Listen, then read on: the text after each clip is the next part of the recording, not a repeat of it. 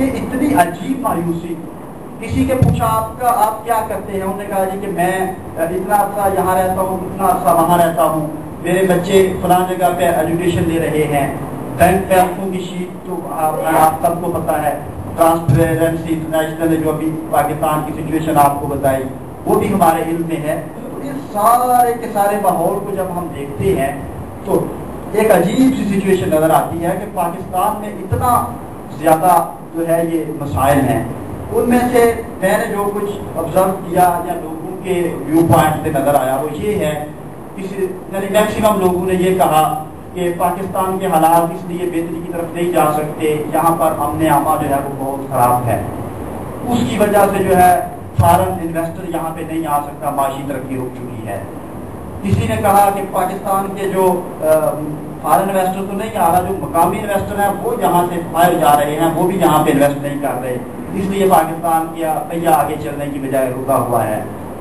اس کے ساتھ ساتھ ایک میرا اپنا پوائنٹ آف ویو تھا وہ یہ کہ چلو یہ تو دو واقعتاً ہی پریشان کن باتیں ہیں، ایک اس سے بھی بڑی پریشان کن بات ہے اور پھر اس سے آگے سب سے بڑی پریشان کن بات کریں گے، وہ یہ کہ پاکستان کی جو یوتھ ہے، جو پاکستان کا مستقبل ہے، جس سے اس ملک کو لیڈ کرنا ہے، وہ پاکستان میں نہیں رہنا چاہتی. وہ لوگ پاکستان سے امیگریشن لے کر فارن میں منتقل ہو رہے ہیں.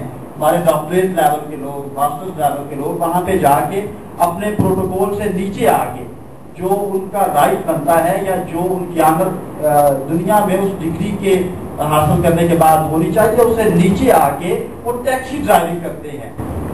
وہ وہاں پہ یعنی کہ جہاں کی اعلیٰ خدمات دینے کی بجائے اس لیول تک وہ لوگ اس افراتفری کے اور ایک ہماجہت قسم کی بے چینی اور بیزاری کے ماحول سے اتار کر وہ وہاں جا کے اپنے پروٹوکول کو چھوڑ کے نیچے آ کے کام کرنے کو ترجیح دیتے ہیں. تو یہ کسی بھی قوم کے لیے ایک زہر قاتل ہوتا ہے کہ اس کا مستقبل جو ہے وہ اس گھر سے اعتماد اٹھ جائے. جس گھر کے بچے جوان ہو کے گھر سے بھاگ جائیں، اس گھر کا کیا ترقی ہوگی، اس گھر کی اس معاشرے میں کیا عزت ہوگی. سیم لائف اس پاکستان کے ساتھ بھی یہی ہے کہ ہمارا یہاں کا نوجوان یہاں پہ نہیں کرنا چاہتا. اور اس سے بڑے ظلم کی بات کہ یہ سب کو نظر آتا ہے. ہم نے 4 سال میں یوتھ پالیسی بنانے کے لیے پاکستان میں بڑی جدوجہد کی ہے. ظہیر گجر صاحب بیٹھے ہیں، ہم نے متحدہ یوتھ محاذ کے لیے بڑی کاوشیں کی. ہم نے ہمیشہ یوتھ کے جو بھی منسٹرز ہوتے ہیں ان کو جا کے مل کے ان کو ہم نے فائلیں پیش کی ہیں. یوتھ کے سیکرٹریز کو اس بات پہ ہم نے کہا ہے کہ کوئی یوتھ کی پالیسی لے کے آئے. پاکستان میں یہ اس اتنے بڑے ہیومن ریسورس کو ہم کیوں نہیں یوٹیلائز کر رہے. بہرحال کسی کا قومی یا ملی انٹرسٹ ہو تو بات ہے نا، وہ ہے ہی نہیں. لوگ ہیں دہاڑی لگانے والے، پتہ نہیں اب بعد میں موقع ملے نہ ملے. اس کو وہ کیا کہا تھا اقبال نے کہ یہ گڑی باکشر کی گڑی ہے، اس کو باکشر کی گڑی سمجھ کے وہ سمجھتے ہیں جتنا سمیٹا جائے وہ سمیٹ سکتے ہیں، سمیٹ لیا جائے. دوستان محترم یہ بہت بڑے دکھ کی بات ہے، یہ بہت بڑے کرب کی بات ہے. اب آگے اس سے بھی بڑے دکھ کی بات، میں نے آپ کو بتایا کہ 12 پارٹیز کے بڑے لیڈر جو تھے ان سے بات کی کہ یہ ہماری قوم کا چلو مستقبل ہے. لوگ جنہیں ووٹ دیتے ہیں، جو آتے ہیں، جو ویژن رکھتے ہیں، جو صبح و شام ٹی وی مناظروں پہ بیٹھتے ہیں، جو قوم کو سمجھتے ہیں کہ ہمارا رائٹ بنتا ہے ہم قوم کو لیڈ کریں، قوم ہمیں ووٹ دیتی ہے، وہ لوگ بھی مایوس ہیں. وہ لوگ بھی مایوس ہیں. اور یاد رکھیں قومیں تب تباہ ہوتی ہیں جب ان کے پاس لیڈرشپ نہیں ہوتی. پوری قوم مایوس ہو، پوری قوم میں کوئی انویسٹر نہ ہو، لوگ باہر جا رہے ہو، سارا کچھ ہو، لیکن ہاں اگر ایک مہاتیر محمد مل جائے تو وہ قوم دنیا میں ترقی کر سکتی ہے. کوئی ایک نیلسن منڈیلا مل جائے تو وہ پوری قوم کے مرال کو اپ کر سکتا ہے. کوئی ایک عمر بن عبد العزیز مل جائے تو وہ قوم کے مرال کو اپ کر کے اسے دوبارہ سے عزت اور تمکنت کی طرف لے جاتا ہے. بٹ یہ بہت بڑی پریشانی کی بات ہے کہ یہاں پر ایسی کوئی حالات نہیں ہے. جتنے بھی سیاستدان ہیں ان کی بات کرنا تو ویسے ہی نہیں بنتا، اس لیے کہ آپ کو پتا ہے کہ ان کے کتنے کیس کس کس عدالت میں ہیں، کتنے کیس نیب کے پاس ہیں، کتنے کیس فارن میں ہیں، کتنے کس کے اکاؤنٹ کہاں پر ہیں، کس نے کتنی کرپشن کی ہے. کون جو ہے وہ پاکستان کے حالات کو یہاں تک پہنچانے کے لیے عالمی طاقتوں کو جو ہے وہ سپورٹ کر کے پاکستان میں بے چینی کو پھیلاتا رہا ہے. اس لیے پاکستان میں اسلحہ اور یہ جو اس وقت بم بلاسٹنگ اور یہ ساری چیزیں ہیں، اس میں کون سا طبقہ ہے؟ یہ میری بات مولاناز کی طرف ہے کہ ان کو اگر ہم دیکھیں تو وہ بھی یوز ہوئے. دیکھیں نا پاکستان میں اگر ہم دیکھتے ہیں سیاستدان وہ یوز ہوئے عالمی طاقتوں کے ہاتھ، وہ پاکستان کے ساتھ محبت نہ رہے. دوسری بات مذہبی قیادتیں، مذہبی قیادتیں 1970 سے لے کے آج تک وہ بھی یوز ہوئی. ایون کے بعد جماعتوں نے 70 علماء نے نشستیں لے کے بھی پاکستان کے لیے اور اسلام کے لیے کچھ نہیں کیا اور حالات انتہائی ابتر ہوئے. رہی بات پیران کرام کی، پیران کرام جو ہیں وہ بھی جو سیاست میں آ جاتے ہیں وہ روایتی سیاستدان بن جاتے ہیں. جو سیاست میں نہیں آتے وہ اپنے ایک خاص دائرہ کار میں مریدوں کو لے کے معاملات کو کرتے رہتے ہیں.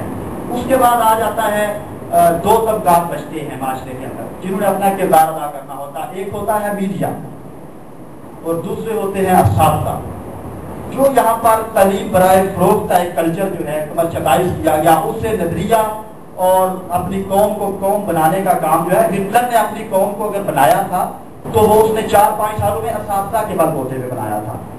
تو ہمارا وہ طبقہ جو ہے وہ بھی اگنور ہوا. اس کے بعد اینڈ پہ بچ جاتے ہیں آگے نوجوان. اب یہ ایک میں سمجھتا ہوں کہ ایک یہ صرف اس لیے نہیں کہ شاید میرا تعلق جو ہے اس طبقہ زندگی سے ہے، اس لیے نہیں، بلکہ نوجوانوں کو ابھی تک کسی عالمی یا مقامی جنگی نے پاکستان کے لیے استعمال نہیں کیا.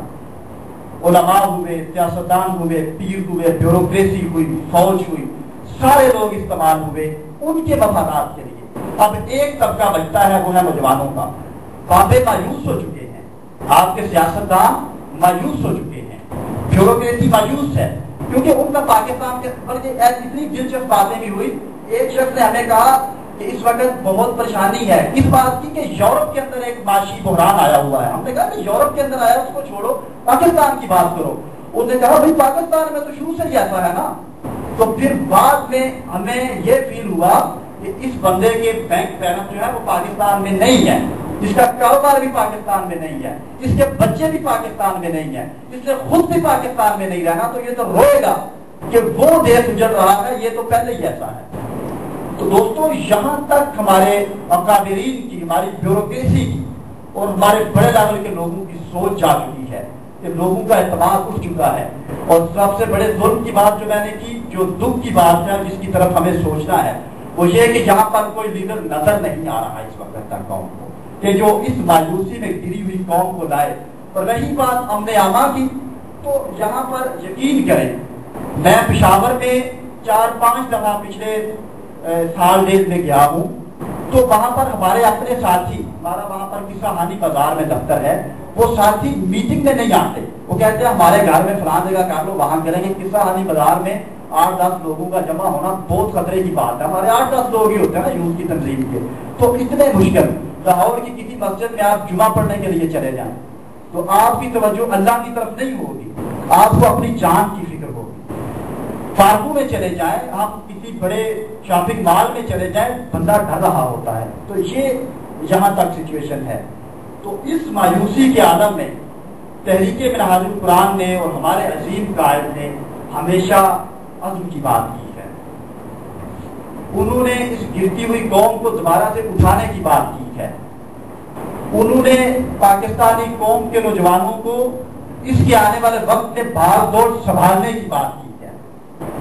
دوستان محترم، یہ کام بہت بڑا مشکل نہیں ہے، اگر آسان نہیں ہے تو بہت مشکل بھی نہیں ہے. اس کے لیے تھوڑی سی جدوجہد کی ضرورت ہے.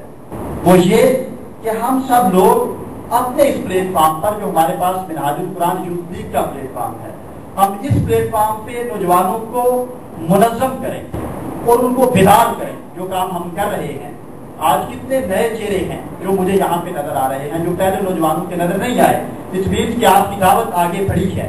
ہم نے اس عزم کے ساتھ اپنی اس دعوت کو آگے لے کے جانا ہے کہ پاکستان کے حالات کو اگر آپ نے سنبھالنا ہے تو اس کے لیے ایک طبقہ بچتا ہے اور وہ طبقہ ہے نوجوانوں کا.